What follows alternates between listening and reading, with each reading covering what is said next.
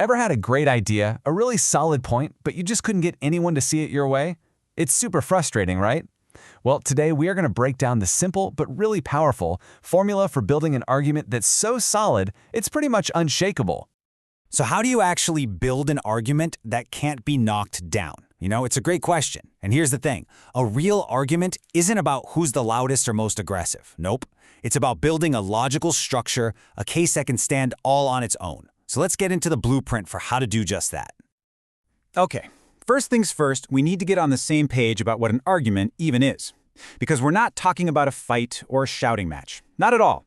For what we're doing here, I want you to think of it more like a detective building a case.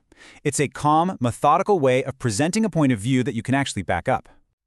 So, at its very core, every strong argument is really just built on three key things. Think of them as pillars. You got the claim, that's your main point. Then you have the evidence, those are the facts you're using to prove it. And finally, you have the reasoning. And that's the logic that ties it all together, connecting that evidence right back to your claim. All right, so let's pop open this toolkit and see what's inside. To build a solid case, every good argument detective, and that's you now, needs to get really good with three core tools. And you guessed it, they are the claim, the evidence, and the reasoning. So, tool number one, the claim. This is the big one. It's basically your main point, the whole reason you're talking in the first place. What is it you're trying to prove? It's the destination you want to lead your audience to. Super clear, super simple.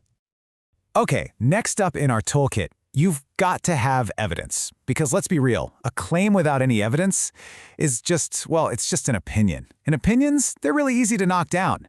Your evidence is the solid ground your whole argument stands on. We're talking facts, data, concrete examples, the actual proof. And finally, our third tool is reasoning. Now, this is the secret sauce. It's the part that people so often forget, but it's absolutely crucial. Reasoning is the because part of your argument. It's you explaining exactly how your evidence proves your claim. It's the glue that holds the entire case together. Without it, everything just falls apart. See how it all fits together? These three things are like building blocks that create a clear path.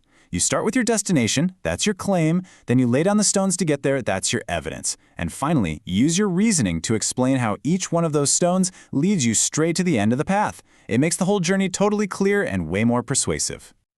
Okay, theory is great, but let's put this new toolkit to the test. What do you say? It's time to investigate our very first case. We're going to look at a short paragraph, and our mission is to analyze the clues and break down the argument inside. All right, check this out. It says, schools should serve healthy meals. Many students eat lunch at school 5 times a week. Studies show that eating vegetables improves brain function. Providing nutritious meals helps kids focus and grow. So there's definitely an argument being made here. Your job is to figure out which sentence is the main point and which sentences are there to back it up.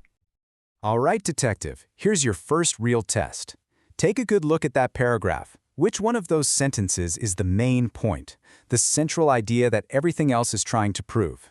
Go on, can you spot the claim? And if you picked, schools should serve healthy meals, you absolutely nailed it. That's the claim. That's the whole point of the paragraph.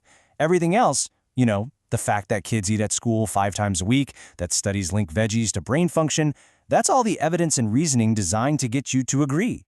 Fantastic work. Okay, you're getting the hang of this. Let's try another one, this time a little more detailed. Let's open up the case file on why all kids should learn to swim. Let's see if we can break this one down too.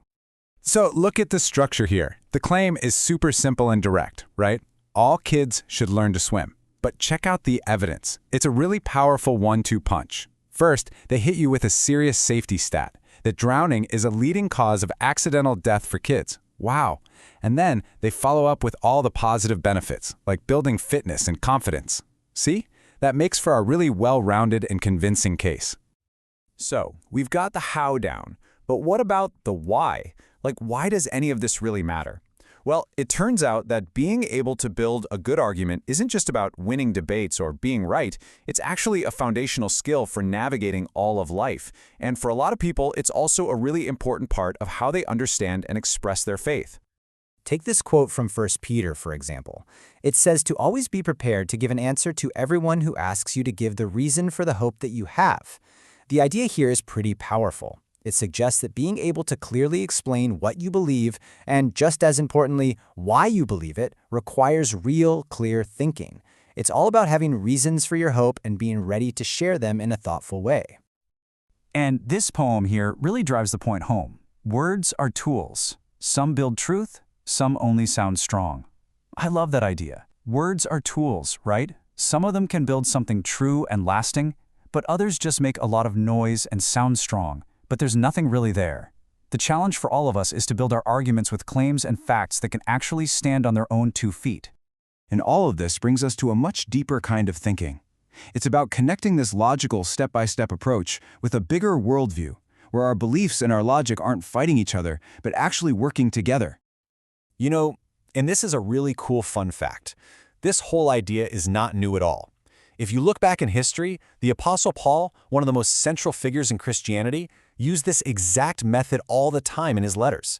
He would make a clear claim, back it up with evidence from Scripture, and then use reasoning to persuade the people he was writing to.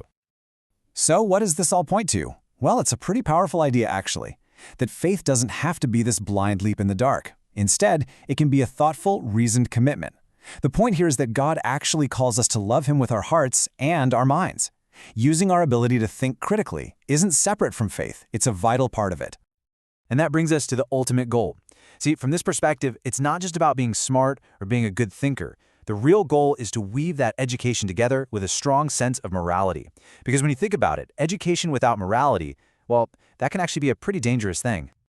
And so that leaves us with one last, really powerful question to think about. It kind of challenges us to look past just being smart or winning an argument. It asks us to think about what the whole point of knowledge is in the first place.